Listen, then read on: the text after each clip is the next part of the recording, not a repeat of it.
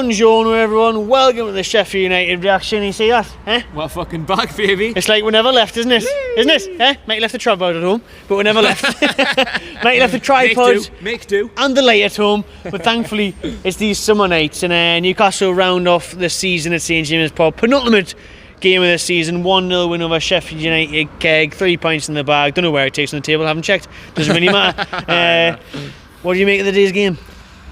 Somewhat disappointing. I'm just going to double check where we are in the league first. 15th, we've gone to 15th. Gone to 15th. After Brighton went above us with their big win over City last night. It was somewhat disappointing. It was somewhat flat in terms of 10,000 fans back here tonight at St James's Park. And we had moments, mainly through St Maximin, as you'd imagine. Brilliant goal by Joe Willock again, busting the gut to get into the box and get on the end of it. 6-6 for him now. But apart from that, and the odd flash of brilliance from ASM, Miggy on the break, not much. Then when we did take St Maximin off, we're shit, aren't we? Really? That was the thing that frustrated the hell out of me, really, because like it's the last home game of the season. We're not really fighting for anything apart from 2, 3, maybe 4 league positions. They're going to finish the season rock bottom of the table, so they're not playing for anything. But there's 10,000 fans here. There's fans here for the first time in nearly a year and a half.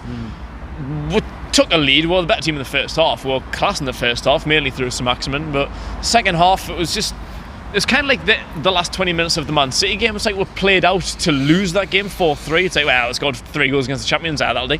It's like that. Like, shop. It's like that. Like, we're 1-0 up. They're probably not going to score, so we'll just shut up shop and that'll do. Like, Dubravka had a dead leg, bad hamstring. I want to see a performance from them, and there was moments of frustration in the final third, as we've seen for the past fucking 3-4 years. Maxi mainly, obviously the main threat, but sometimes his end products lately could have been just a little bit sooner. Yeah. Like his pass could have been one quicker, or he didn't need to take that touch. He could have shot there. Like, he's just trying to do a little bit too much. Like, obviously he's trying to wow the crowd, which is amazing. That's obviously why most people are here for, just to see that cunt. Yeah, pretty much. Basically, St Maximin and Willock show. And he was the main man. He was absolutely class. But I think he was just trying to do a little bit too much. It's like he reminds me of like an 18-year-old Cristiano Ronaldo. Like when he first came into the Premier League, like he'd done everything possible. Like, but sometimes it was a little bit too much. It was like the finer things that he was forgetting to do, like a quick pass, like getting your shot off. It was like trying to entertain too much. Yep. At the end of the day, it's a results-based business. You're not going to get 3 points by doing fucking 9,000 step-overs. We need to score goals, and like Miggy was frustrating. He was getting forward. Once it brought Gale and Carroll on, that was fucking game out. Right off. Them two are doing now, but Miggy was frustrating the hell out of me. Like he showed a bit of energy. Terry, we got a bit of wobblesies. Was that armour on? Forgetting to pass it again. Jesus, people starting the corner car park. Who would have thought that would wobble the temporary tripod over? Jesus. Oh, there's a Bentley as well. Who is it? Fancy an interview? It's someone's Bentley, but it's I wonder who's there. Range Rovers over there with the registration Dwight G. We'll wait for Dwight G then, because we've just been hammering him. So we'll tell him how wicked he was. We'll love you, Dwight. Please sign a new deal. But no, once he came on and once St Maximin came off, Joe Linton came off with an injury as well, half time on it. Sean Longstaff was on. Again, like you say, when we were on the break, we could have easily, like many people thought, won that game 3-0, 4-0. Easy. Yeah. But we just the end product halted the breaks, and the end product wasn't great. It kind of strolled into an end of the season game, like, didn't it? Yeah, definitely. It was like for like that Man City game. Like last 20 minutes, it was like, this result will do. Shut up shop, try not to concede any more goals, and that's it. Well, like. And now, like I say, like, we're not really playing for anything apart from a few league positions, pride mainly, but in front of fans, that's the big thing for me. Like, it's bottom of the league, Sheffield. They're going to finish rock bottom no matter what. They could have pumped us 19-0 tonight. I don't know who they're playing on Sunday. They could have pumped them cunts 19-0. They're still going to finish rock bottom of the table. So they're playing for literally nothing but a little bit of pride. But just in front of the fans, man. First time in a year and a half. And revenge. We got embarrassed by them in January. 1-0 at their place, 1-0 at our place. So I wanted to proper embarrass them. Justice was done tonight in the sense that we got 3 points, but it wasn't enough for me. Like, I want to see more. I want to see a better show. I want to see at least 2 goals. I want to see 3 or 4. Just the way we went about the game, and although, like, we started the game brightly, had a good opening 5 minutes, let Sheffield United come in over it, and if it wasn't for McGoldrick, McBrunswick, as Joey Ritt was calling him, They could have easily got back in that game and it could have been a different story. If they had a bit of clinical sense about them, like even what was it? Who were the commentators keep picking out? Norwood. Ollie Norwood.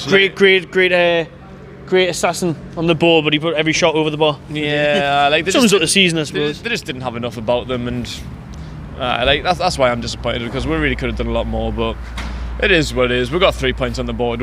We've climbed 2 places in the league, going into another relegated team on Sunday against Fulham. So hopefully we can get another 3 points there and just make the best of what we can from the rest of the season. Yeah. And like we said earlier, once St Maximin came off, it shows how much Newcastle United need St Maximin, really. And then obviously Willock coming off didn't help as well. Dubravka at the end, maybe he won't play on Sunday. Yeah. That was frustrating now. Like, why didn't Brucey make changes? That was one of the biggest frustrations in the Man City game. Make some fucking changes. Why not? Like, I know like Willock was struggling with an injury, so Brucey was kind of backed into a corner. He's going to need to make one change. Someone's going to have to stay on, and it's probably going to be the goalkeeper. Hopefully you're not going to have too much to do. But he just looked like he's struggling with a hamstring injury, and hamstring injuries aren't the kind of injuries you can just run off.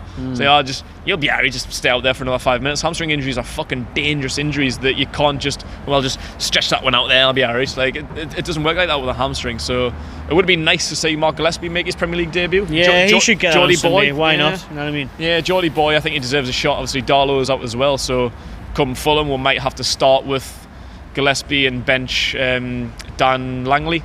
Yeah. Might have to bring him into the first team, but why not? What's the point in risking Dubravka? He's got the Euros this summer. We're safe. That'll pay for. Yeah, I bet Dubravka would have been fucking rich. It's like, yeah, Brucey, do you not realise I'm playing for the fucking Euros? Joe Willock isn't getting the fucking Euros. You can guarantee that for one thing, but I am. Get me off. I'm not fucking risking my fucking Euros for 5 minutes against Sheffield United. Less of that, mate. He should be going to the Euros, but he won't be because he plays Newcastle United.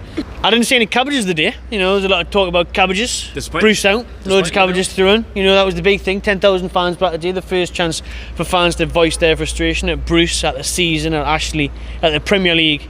And a year and a half gone by, and I didn't really hear much. We were told by fans that there was a bit of murmurs of boos on the lap of honour. At the end of the game. Not much honour in finishing 17th for me, so I don't know why they were doing laps of 17th. You need to do laps on the training field. Yeah, put in the work, boys. But I think there should have been more done. Really. In terms of protest, in terms of planning, in terms of hitting the Premier League, then hitting Bruce, then hitting Ashley. There wasn't today, was there? Nah. Everyone loves finishing 17th.